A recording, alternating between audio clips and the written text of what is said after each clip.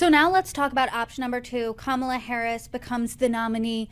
Do you think that's the better option? Would that excite more voters who feel disenfranchised right now, who say, hey, this isn't the person I voted for in the primary, meaning Joe Biden?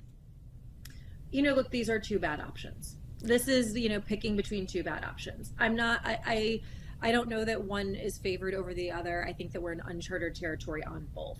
Kamala Harris is someone who historically has been very unpopular.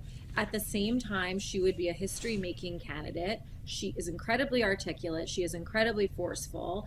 I could see a situation where she were to debate Donald Trump and where she, wipes the floor with him. I think she can be very strong and good. We've seen that from her in past debate performances. I think she would have a lot of energy to run around the country, but for whatever reason, historically, she has polled incredibly poorly.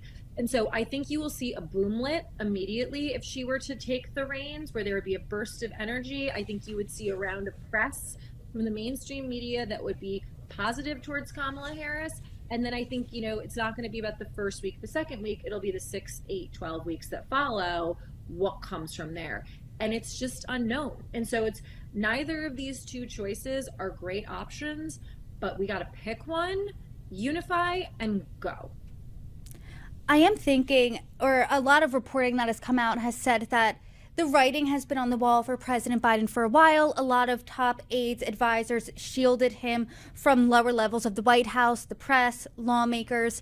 Wouldn't it have been a better option last year if these top aides realized that, to have President Biden come out and say, hey, I'm going to pass the torch to the younger generation, like Nancy Pelosi did with Hakeem Jeffries, and then you wouldn't have to have Kamala Harris because Democrats aren't thrilled about her according to polls, and B, Democrats could have been excited about someone who's not a 2020 rematch.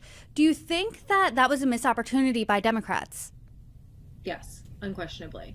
I think that Joe Biden, being 81 years old, should have last year, a year ago, said, I did what I said I was going to do. I won the country back.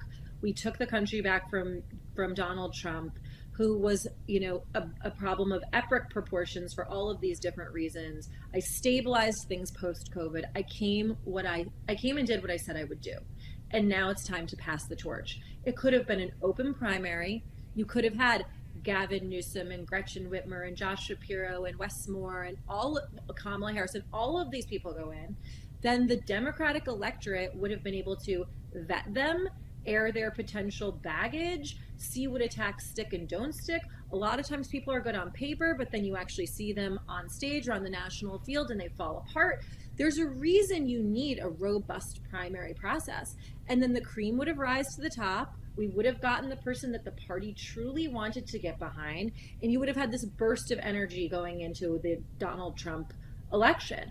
And I think that we would be sitting here today +4, +5, +6. I don't think we would be anywhere close to where we are right now. So obviously that didn't happen. That's not the case. Now we're presented with these two options, as you're saying. How do Democrats get voters excited and regain that trust? It's going to have to be that, if it's Joe Biden, he's going to have to barnstorm. He's going to have to keep up a rigorous schedule. He is going to need to be out there doing unscripted things, doing unscripted interviews, sometimes unfriendly audiences, and prove to people that he is up for this job.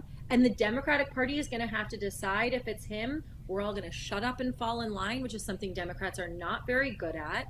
If it's Kamala, we've got to hope and pray that the historic nature of her candidacy excites young voters, excites, the African-American base, excites females, and that it gets enough people to drive out that we're able to overcome what already is an enthusiasm gap between us and Republicans.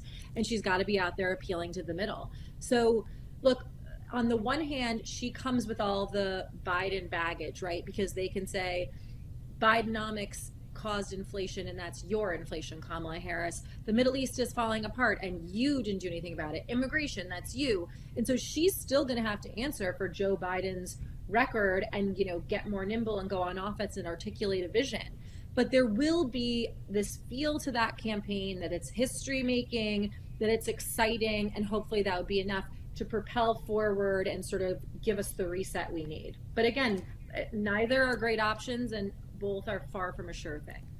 Well, as But other Democrats than that, pick how is the play, Mrs. Lincoln?